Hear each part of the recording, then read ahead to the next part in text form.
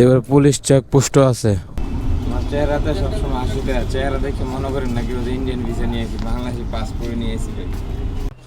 আজকে আবারও চলে যাচ্ছি আমার যোগী বন্ধুকে নিয়ে ঢাকায়।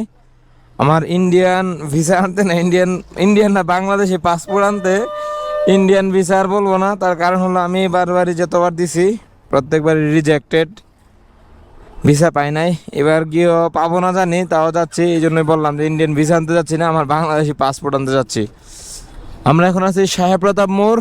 সাহেবপ্রতাপ মোড় থেকে ঢাকা যমুনা ফিউচার পার্কের উদ্দেশ্যে রওনা দিলাম।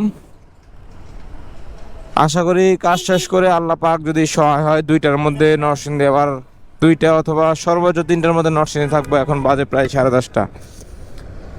ঠিক আছে, চলুন দেখা হচ্ছে রাস্তাঘাটে, পথে প্রান্তরে। আমরা এখন আছি 5 জনা মোড়। আর এখানে একটু ভিডিও নেওয়ার কারণ হলো আমরা কিন্তু এখন যাচ্ছি ডাঙ্গা রোডে। আর নরসিংদীর ভাই ব্রাদার যারা আছেন তারা তো সবাই জানেন, ঢাকা এখন যারা নরসিংদী থেকে যায়, মানে বিশেষ করে মোটর সাইকেলে অথবা প্রাইভেট কারে যারা যায়, তারা ডাঙ্গা রোডে ঢুকে, তারপর একটু সামনে গিয়ে বামে রায়নাদি হয়ে তারপর মাধবদীর পর দিয়ে একটি রাস্তা উঠে, আমি ওই দিক দিয়ে ভিডিওটা দেখাবো। আর যদি কেউ মানে এই রাস্তাটা না চিনে থাকেন, অবশ্যই এই ভিডিওর কমেন্টে একটু জানাই দিবেন যে চিনতেন না। আর যারা চিনে থাকেন তারা একটু কমেন্ট করবেন যে হ্যাঁ আমি চিনতাম, অবশ্যই কমেন্ট করে জানাই দিবেন। আমরা কিন্তু একটু আগে বামে ইউটার্ন নিয়ে এখন এই যে ভিতরের বাইপাস রোডে ঢুকে গেলাম। লেখা আছে মাধবদী 5 কিলোমিটার, ভুলতা 16 কিলোমিটার। এটা হলো জিহাসতলা রোড। আর রায়নাদি হলো এটা লাস্ট মাথা, যেটা ওইটা হলো রায়নাদি। এটা মোটামুটি অনেকটাই শর্টকাট আমাদের জন্য। মাধবদী বাবুরহাটের যে জ্যামটা আছে ওই জ্যামটা আমরা পাই না, জ্যাম ছাড়াই শর্টকাটে চলে যেতে পারি। ওই রুটটা আপনাদেরকে দেখাবো। আর যদি ডাঙ্গার রুটটা কমপ্লিট হয় ওই ক্ষেত্রে আমরা আরও সহজ হবে। তার কারণ হলো ডাঙ্গা দিয়ে সোজা একদম এই যে কি ব্রিজ বলে এটাকে, কাঞ্চন ব্রিজ দিয়ে আমরা সরাসরি কি বের হব। ওটা তো একদম মেন রুট হবে, তখন একদমই জাম পাওয়া যাবে না। আর সবাই একটু লাস্ট পর্যন্ত অপেক্ষা করবেন, তার কারণ হলো ভিসাটা পেলাম কি পেলাম না এটা অবশ্যই দেখবেন আপনারা। মনে হয় না পাবো, আমি জানি। আর তাও যদি পাই ভাগ্য ভালো, একটু দেখেন অপেক্ষা করে আপনারা। যেদিকে বের হচ্ছে এই জায়গাটার নাম হলো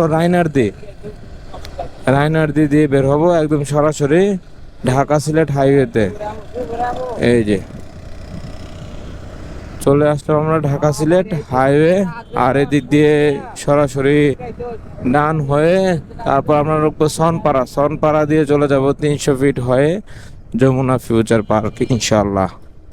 আমরা কিন্তু সনপাড়া রোডে ঢুকে গেলাম। আর সনপাড়া রোড পুরাটাই খুব সুন্দর, মানে সুন্দর করা হয়েছে। আগে খুব ভাঙা টাঙা ছিল রাস্তাঘাট। এবার পুলিশ চেকপোস্টও আছে। উনি তখন নরসিংদীরও, এই যে নরসিংদীর হেরা কি এনআইএ পড়ছিনি। পুলিশ চেকপোস্ট বসে মাঝে মধ্যে, প্রাইভেট কার খাইছে। মানে রাস্তাটা এক কথায় পুরাটাই ভালো রাস্তা। একদম ওই যে মেন রোড আছে ওই দিক দিয়ে উঠা পর্যন্ত পুরাটাই ভালো রাস্তা, শর্টকাট ভালো রাস্তা। মাঝে মধ্যে গাড়ির চাপ থাকে বেশি, এটাই প্রবলেম। প্রথম দিক দিয়ে মনে বলছিলাম যে কাঞ্চনের মধ্যে মাঝে মধ্যে বিশাল জ্যাম লাগে।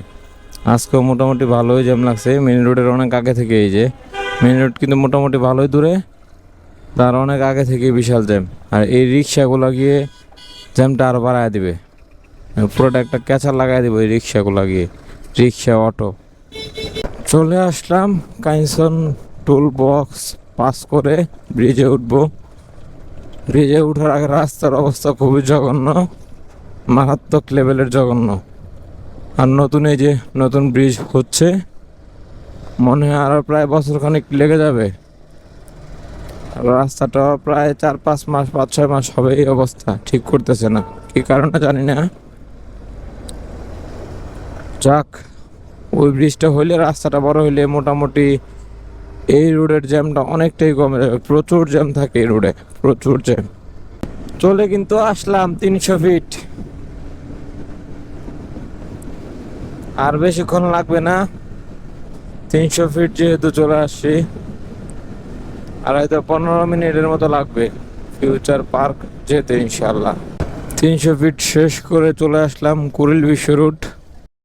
আমরা ভিতরে যাব। আমরা কি ইন্ডিয়ান ভিসা নিয়ে আসি নাকি শুধু বাংলাদেশি পাসপোর্ট নিয়ে আসি, এটাই দেখবো মূলত। অপেক্ষা করে লাস্টের মধ্যে আমার চেহারাতে সবসময় হাসিতে আছে। চেহারা দেখে মনে করেন নাকি ওই যে ইন্ডিয়ান ভিসা নিয়েছি, বাংলাদেশি পাসপোর্ট নিয়েছি। এই যে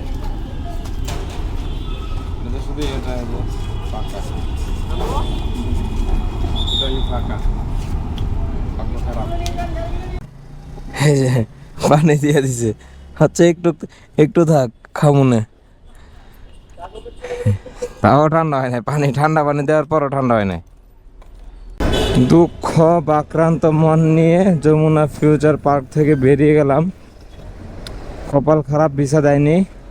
আপনাদের সাথে ভিডিওটি আর কন্টিনিউ করব না, এইখানে শেষ করে দিচ্ছি, এখানে বিদায় নিয়ে নিচ্ছি। দেখা হচ্ছে পরবর্তী ভিডিওতে। সবাই ভালো থাকবেন, সুস্থ থাকবেন। আসসালামু আলাইকুম।